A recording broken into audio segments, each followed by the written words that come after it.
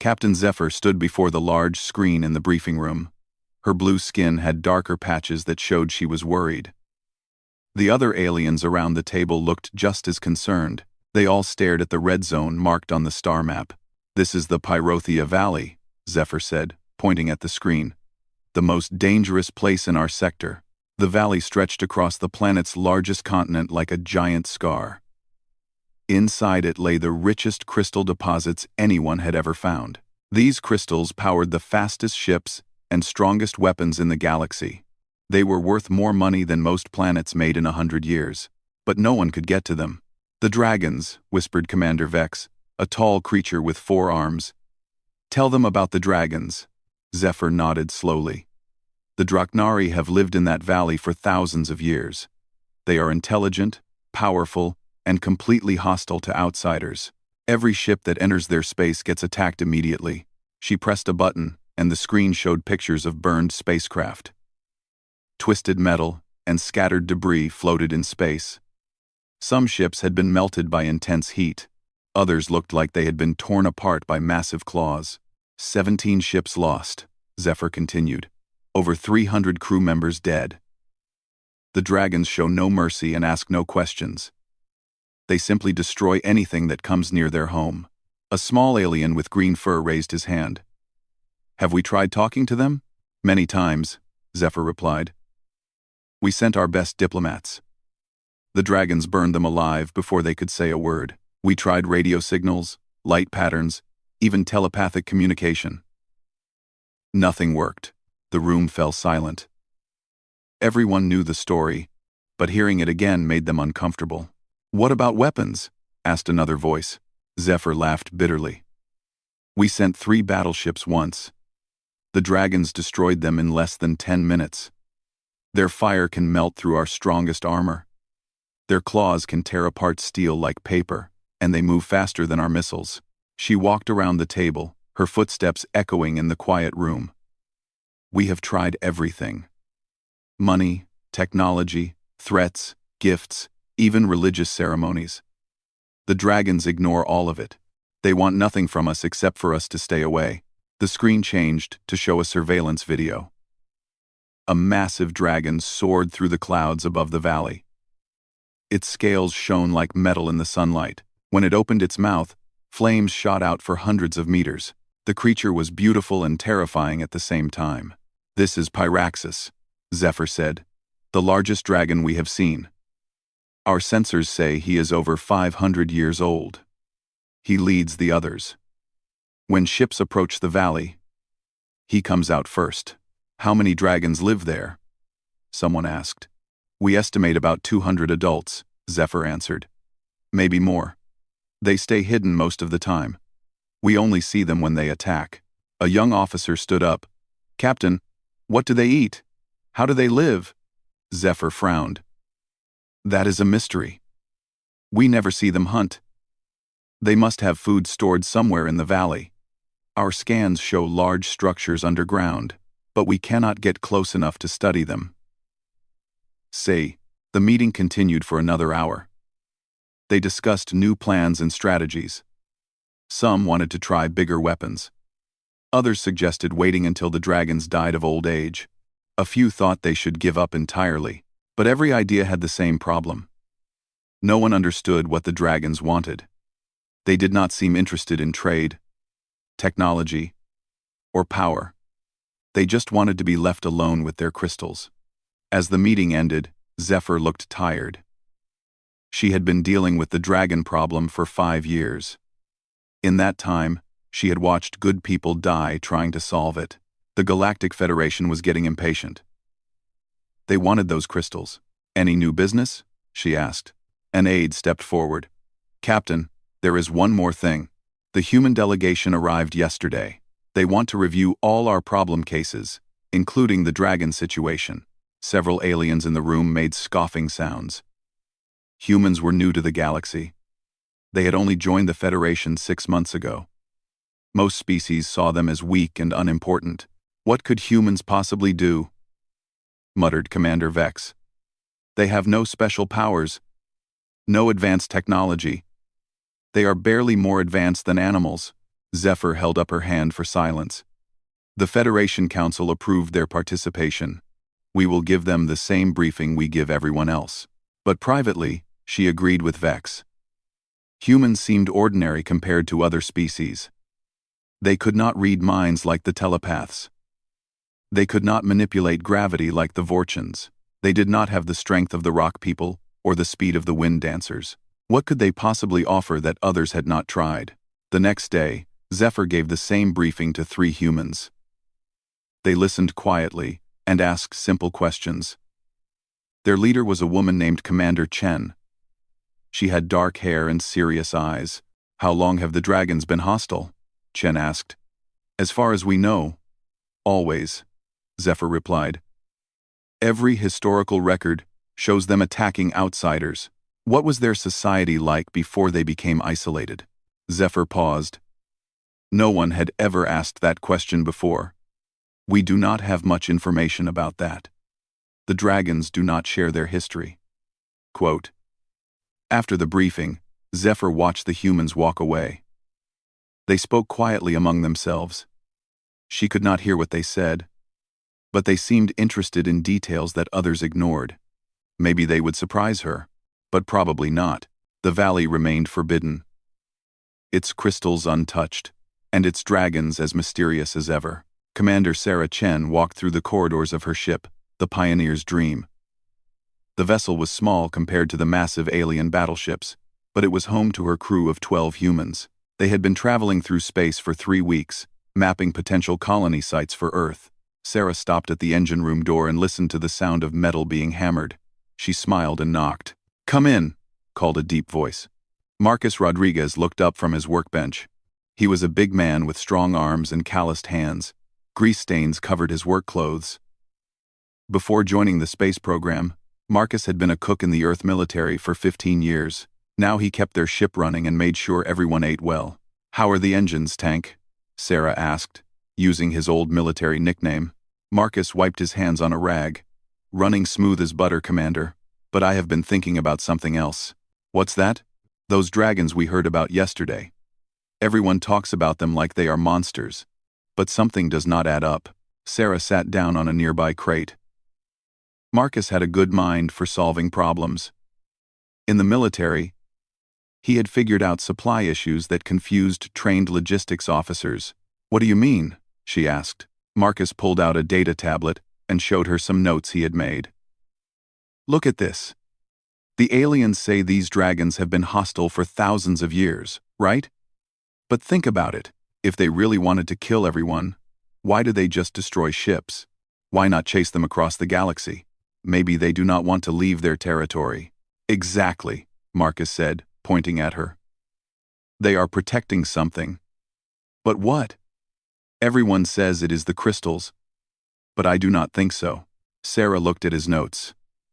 Marcus had been researching dragon biology from the ship's computer. "What did you find?" "A. Dragons are carnivores. Big ones. A creature that size needs lots of food. But no one has ever seen them hunt. The aliens think they evolved beyond eating. But that is impossible. Biology does not work that way." Marcus stood up and walked to a small food storage unit. He pulled out some dried meat from Earth. "Look, I have been reading about their planet. The atmosphere has traces of organic compounds that suggest food storage. Lots of it. But here is the weird part." He showed her more data on his tablet. "The compounds are all from preserved food. Nothing fresh. Nothing that shows active cooking or preparation. It is like they have a giant pantry but no kitchen." Sarah studied the information. "What do you think it means?" "I think they are hungry," Marcus said simply. "Really hungry. Maybe not for just food, but for good food. You know how it is when you have been eating rations for months and someone offers you a home-cooked meal?" Sarah nodded. She remembered that feeling from their long journey to join the Federation. Marcus continued. "What if the dragons are not angry because people enter their territory? What if they are angry because everyone who visits them offers the same thing? Which is what? Processed food, nutrition bars, synthetic proteins, all the stuff that other aliens eat. But dragons might be different. They might need real food, prepared properly. Sarah looked skeptical. That seems like a big guess, Tank. Maybe. But think about it this way. Every species that contacts them offers technology, weapons, or money. No one offers to cook them dinner. Marcus walked to another storage unit and pulled out some spices and cooking equipment. I brought my grandmother's recipe collection with me, just in case I got homesick. But maybe they could be useful for something else. You want to cook for the dragons? Sarah asked in disbelief. Why not? The worst that can happen is they kill us, which is what happens to everyone else anyway.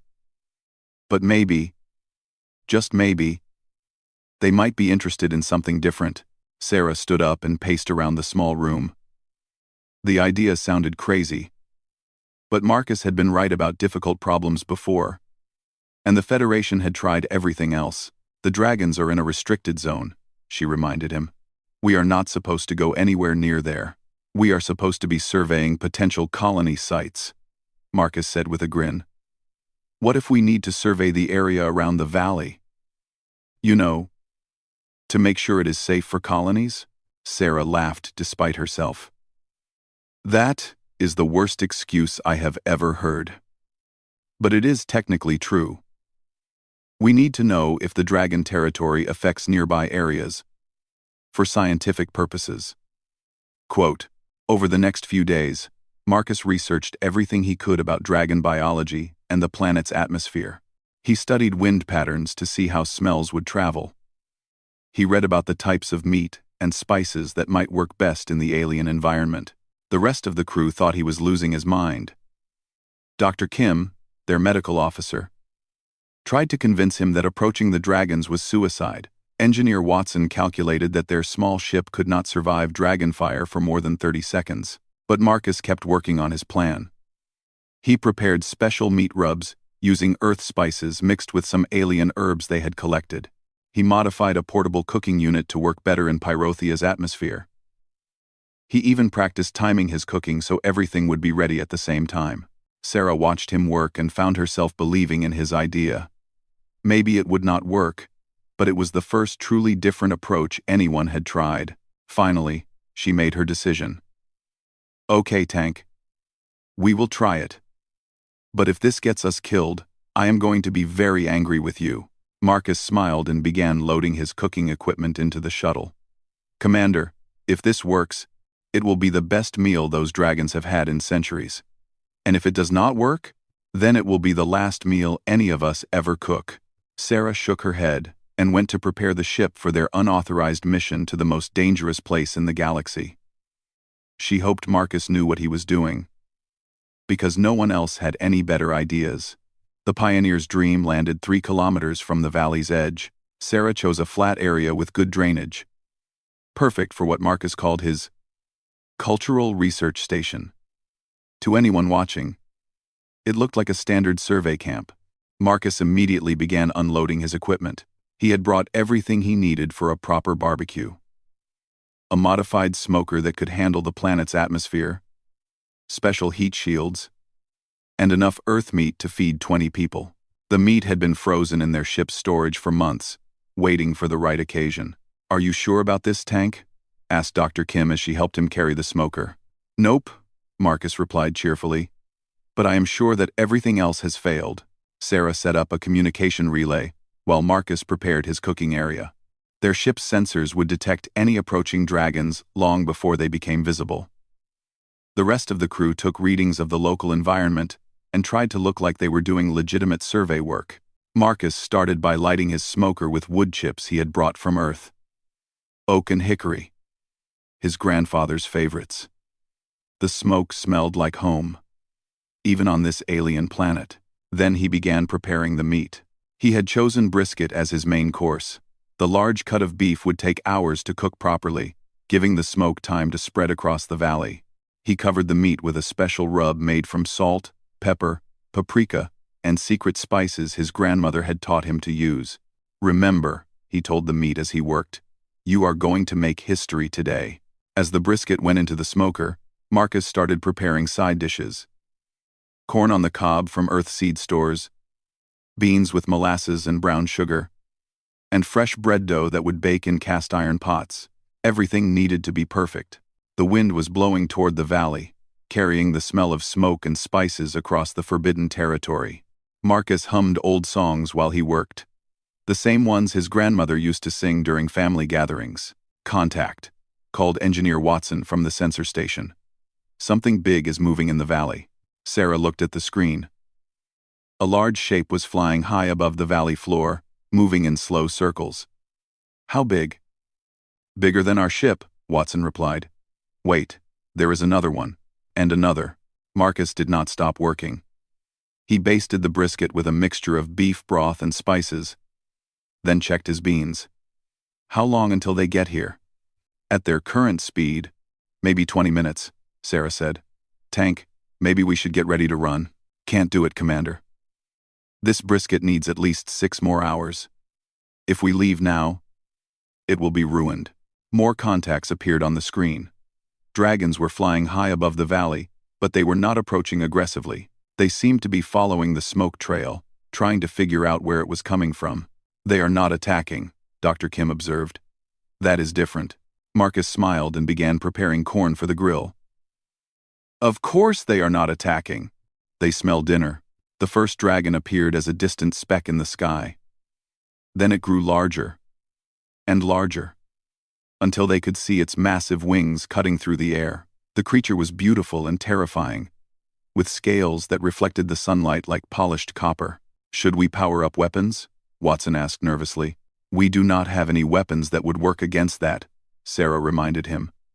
"Just stay calm and let Marcus do his thing." The dragons circled their camp several times, staying high above them. Marcus waved at it like he was greeting a neighbor, then went back to tending his fire. "Y'all must be hungry," he called out to the sky. "This will be ready in a few hours." More dragons appeared. Some were smaller than the first, others even larger. They flew in careful patterns around the camp, but none of them dove down to attack. They seemed curious, rather than hostile. Marcus pulled the corn off the grill and started preparing his bread dough. The smoker was working perfectly, sending thick clouds of aromatic smoke into the valley wind. The smell of cooking meat mixed with wood smoke and spices created a rich, complex aroma that seemed to fascinate the dragons. "They are getting closer," Sarah reported. One dragon had descended to about 100 meters above them. It was massive, with a wingspan that could have covered their entire camp. When it flew overhead, its shadow blocked out the sun. Marcus looked up and shouted, "Hope you like it smoky. This is how my granddaddy taught me back in Texas." The dragon's head turned toward the sound of his voice. For a moment, the two species studied each other across the vast gap of space and understanding. Then the impossible happened. The dragon landed. It touched down about 50 meters from their camp, with surprising grace for something so large. The ground shook under its weight, but it folded its wings carefully and sat down like a giant cat. The crew of the Pioneer's Dream froze in terror. The dragon was close enough to incinerate them all with a single breath. Its claws could tear their ship apart. But it just sat there, watching Marcus work. Marcus, apparently unaware that he was staring death in the face, continued cooking. He checked his brisket, stirred his beans, and rotated his bread pots. Then he looked at the dragon and nodded politely. "Evening," he said. "You are just in time.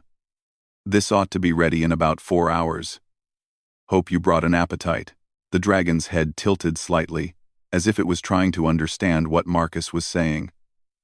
Its nostrils flared, taking in the rich aromas coming from the smoker.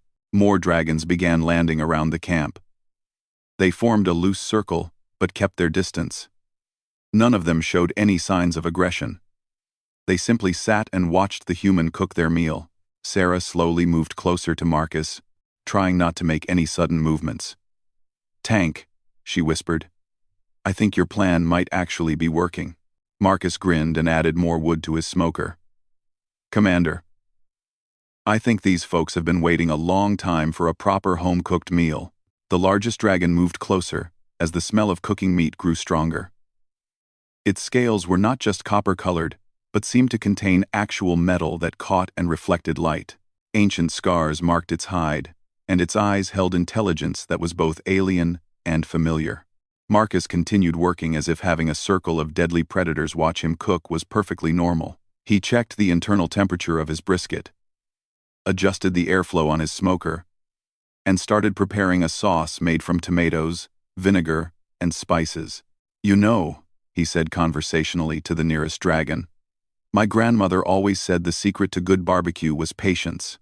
You cannot rush flavor." The large dragon's throat vibrated, producing a sound that was almost musical. It was not quite speech, but it carried meaning somehow. The other dragons responded with similar sounds, creating a complex harmony. Dr. Kim, who had been monitoring the sounds with her equipment, looked amazed. "Commander, they are communicating." But it is not just language. The tones carry chemical information through the air. Suddenly, the large dragon began to change. Its throat glowed softly, and when it opened its mouth, words came out in perfect galactic standard. "Human," the dragon said, its voice deep and resonant like distant thunder. What is this magic you perform?" Marcus looked up from his sauce and smiled. "No magic, friend, just cooking." "You hungry?" The dragon's massive head moved closer. Marcus could feel its breath, surprisingly cool despite all the stories about dragon fire. "Hungry," it repeated slowly. "Yes. We have been hungry for so very long." Sarah stepped forward carefully. "I am Commander Chen of Earth. May I ask your name?" "I am Pyraxis, Elder of the Valley Draknari." The dragon's eyes never left Marcus's cooking setup. "For 300 years, I have led my people in defending our home from outsiders, but never has anyone brought us this." "What exactly is this?" Sarah asked. Pyraxis's great head lifted, and he took a deep breath of the smoke. "Flavor. Real flavor. The kind that feeds not just the body, but the spirit." Marcus nodded as if this made perfect sense. "Your people used to cook, did not they?" The dragon's eyes widened in surprise. "How could you possibly know that?" "Lucky guess. Want to tell me about it?" Pyraxis settled more comfortably on the ground. The other dragons moved closer, forming an attentive audience. Long ago, before the star travelers came to our world, the Draknari were masters of culinary arts. We could create flavors that would make other species weep with joy. Our young learned to cook before they learned to fly. His voice grew sad. But as we advanced technologically, we lost interest in such things. Why spend hours preparing food when machines could create perfect nutrition in minutes? We thought we had evolved beyond such primitive needs. Marcus's brisket timer chimed. He opened the smoker and checked the meat. "Looks perfect. How did that work out for you?" "Terribly," Pyraxis admitted. "We discovered too late that our biology requires complex flavor compounds to properly digest food. Without them, even the best nutrition becomes barely adequate sustenance. We have been slowly starving for generations while surrounded by abundance." Dr. Kim made notes frantically. "That explains why you never hunt. You cannot properly digest simple proteins." "Exactly. The processed foods that satisfy other species are like poison to us. They keep us alive, but barely. We grow weak. Our lifespans shorten, and our children are born smaller than they should be." Marcus began slicing his brisket, releasing a cloud of aromatic steam. "So when other folks came offering you synthetic protein bars and nutrition paste, we reacted with rage," Pyraxis finished. "To offer a Draknari flavorless food is a grave insult. It suggests we are animals worthy only of slop. Many of my people wanted to kill the messengers immediately. But you did not always attack right away," Sarah noted. "Some expeditions lasted several minutes before the violence started." Pyraxis looked embarrassed. "We kept hoping someone would offer us real food. We would wait, growing more disappointed and angry with each gift of tasteless nutrients. Finally, rage would overcome hope, and we would lash out." Marcus plated some brisket and walked toward Pyraxis. The other humans gasped. But Marcus seemed unconcerned. He held up the plate. "Want to try some?" Pyraxis stared at the offering. "You would share your food with me? Even knowing what my people have done?" "Everybody makes mistakes when they are hungry," Marcus said simply. "Try this, and tell me what you think." The dragon delicately took a piece of meat with the tip of one claw. He placed it carefully in his mouth and chewed slowly. His eyes closed in concentration. For a long moment, nothing happened. Then Pyraxis's entire body began to glow softly. The light pulsed in rhythm with his heartbeat, growing brighter with each pulse. The other dragons made soft musical sounds of amazement. "By the ancient flames," Pyraxis whispered. "I had forgotten. I had completely forgotten what real flavor could be." Tears, actual tears, began flowing from the dragon's enormous eyes. This is how food is supposed to taste. This is how it felt to be truly satisfied. Marcus grinned and went back for more plates. "Well then, let's get everyone fed properly. I have got enough here for a decent start, and I can teach you how to make more." As Marcus began serving the other dragons, Pyraxis explained more about their situation. The Draknari had preserved their ancient recipes and cooking tools, but no one remembered how to use them. Knowledge had become mere data without understanding. "We tried to recreate the old ways," Pyraxis said between bites of perfectly seasoned corn. "But we had lost the intuition, the feel for how flavors work together. Everything we made was technically correct, but spiritually empty." "Cooking is not just about following recipes," Marcus explained as he served beans to a younger dragon. "It is about understanding your ingredients, knowing how they change with heat and time. It is part science, part art, and part love." By the time the sun set, every dragon in the valley had tasted Marcus's cooking. They shared stories of their lost culinary traditions, while Marcus took notes and asked questions. Sarah realized they were witnessing the end of a centuries-old misunderstanding and the beginning of something remarkable. 6 months later, the valley that had once been forbidden territory buzzed with activity. Ships from dozens of worlds landed daily at the new spaceport, but not to steal crystals or start wars. They came for reservations at the most famous restaurant in the galaxy. Marcus stood in the kitchen of the Flame and Fork, watching young dragons practice knife techniques alongside human apprentices. The kitchen was a marvel of cooperation between two species, with traditional dragon flame cooking stations next to human smokers and grills. "Temperature is too high, Xerus," Marcus called to a young dragon who was attempting to sear steaks. "Dragons can control fire better than any species in the galaxy, but that does not mean hotter is always better." Xerus, barely 50 years old and eager to learn, adjusted his flame until it burned at exactly the right intensity. The steaks sizzled perfectly, creating the complex flavors that Draknari biology needed. At the next station, a human named Janet worked with an older dragon named Flamesinger. They were developing a new fusion dish that combined earth spices with ancient Draknari cooking methods. The result was something neither species could have created alone. Commander Chen, now promoted to Director of Cultural Exchange, walked into the kitchen with Pyraxis. Both wore the satisfied expressions of people who had just finished an excellent meal. "The Zorthian delegation loved the smoked fish course," Sarah reported.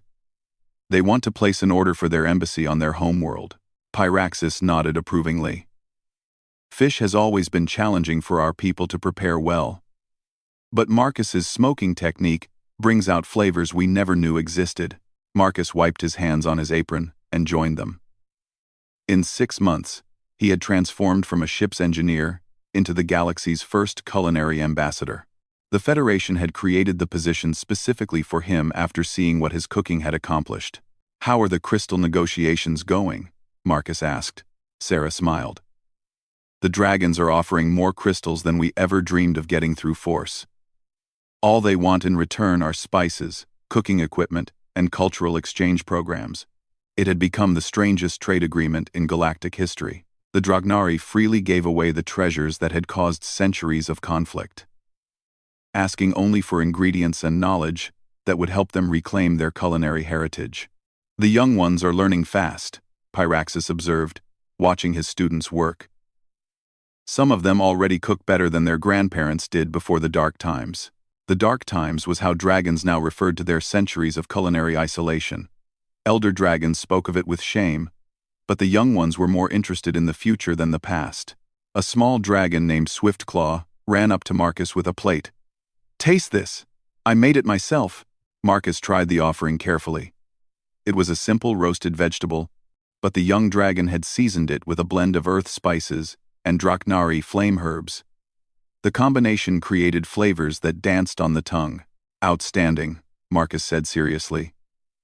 "You are developing your own style. That is what real cooking is about." Swiftclaw beamed with pride and ran back to the cooking line. "Doctor," Kim entered the kitchen carrying a data tablet full of medical readings. "The health improvements continue to be remarkable," she reported. "Dragons eating properly prepared food show increased energy, better digestion, and improved immune responses. Some of the elders have gained over 30% of their body weight back." "And the psychological effects?" Sarah asked. "Even more dramatic. Depression rates have dropped to almost zero. They are more social, more creative, and significantly less aggressive. It turns out that chronic malnutrition was affecting their entire emotional state." Marcus nodded thoughtfully. "Hunger changes people, makes them desperate and angry. But when you feed someone really well, you feed their soul too." A chime sounded, indicating that the evening service was about to begin. The restaurant served only 24 guests per night, but beings from across the galaxy waited months for a reservation. Each meal was prepared personally by dragon and human teams working together. Tonight's guests include the Eldorian Trade Minister and a delegation from the Crystal Singers of Vega, Sarah announced. "They specifically requested the tasting menu." Marcus grinned. "Then we better give them something special." As the kitchen staff began final preparations, Marcus reflected on how much had changed. The Pioneer's Dream was now permanently stationed in the valley, serving as a cultural research center. His crew had been promoted to lead the first interspecies culinary academy in galactic history, but the changes went beyond just cooking. The valley had become a symbol of how misunderstandings could be resolved through empathy and creativity. Other long-standing conflicts were being approached with the same philosophy. Instead of assuming hostility, diplomats now looked for unmet needs. Young dragons who had never tasted properly prepared food were growing larger and stronger than their parents. They spoke of dreams beyond the valley, of sharing their rediscovered culture with other worlds. Some wanted to become traveling chefs, bringing Draknari cuisine to distant planets, the kitchen filled with the sounds and smells of dinner preparation. Dragon flame met human spice, creating aromas that would have been impossible for either species to achieve alone.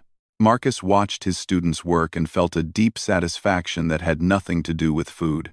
"You know," Pyraxis said quietly, "in our old stories, there were legends about a time when all species would share meals together in peace. Most of us thought they were just myths." "Maybe they were not myths," Marcus replied. "Maybe they were just a little early." The first guests began arriving as the sun set over the valley. They came from worlds where war and mistrust were common. But for a few hours, they would sit together and share food prepared with care and love. As Marcus put the finishing touches on the first course, he thought about his grandmother. She had always said that the best meals were not about the food, but about bringing people together. Tonight, like every night, beings who had been enemies for centuries would sit at the same table and remember what they had in common. The smoke rose from the valley that had once been forbidden, carrying the mingled aromas of earth, spices, and dragon fire. Marcus smiled and thought his grandmother would have been proud. Her secret rub had not just ended a war, it had started a new chapter in galactic history.